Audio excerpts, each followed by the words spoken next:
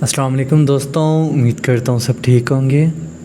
ملک موت حضرت حارث رضی اللہ عنہ بیان کرتے ہیں کہ میرے والد نے کہا کہ رسول صلی اللہ علیہ وسلم نے فرمایا، میں نے ملک الموت کو ایک انصاری کے سرہانے بیٹھا ہوا دیکھا تو کہا کہ اے ملک الموت، میرے صحابی کے ساتھ نرمی کرنا، یہ مومن ہے۔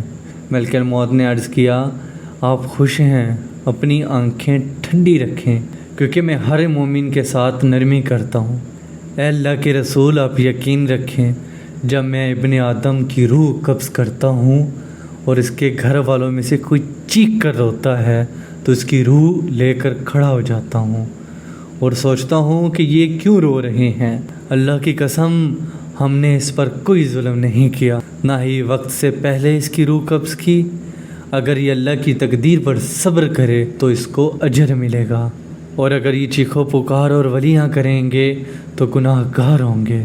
ہمیں تو آپ کی طرف بار بار آنا ہے، سو آپ احتیاط کریں۔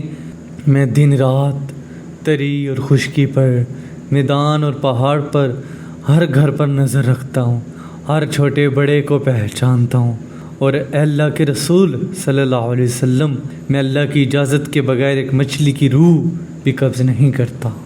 ہمیں چاہیے کہ جب کوئی ہمارا اپنا دنیا سے رخصت ہو جائے تو ہم صبر کریں، کیونکہ اللہ تعالیٰ فرماتے ہیں اگر صبر کرو گے تو اجر ملے گا۔ ہمیں چاہیے ہم صبر کریں۔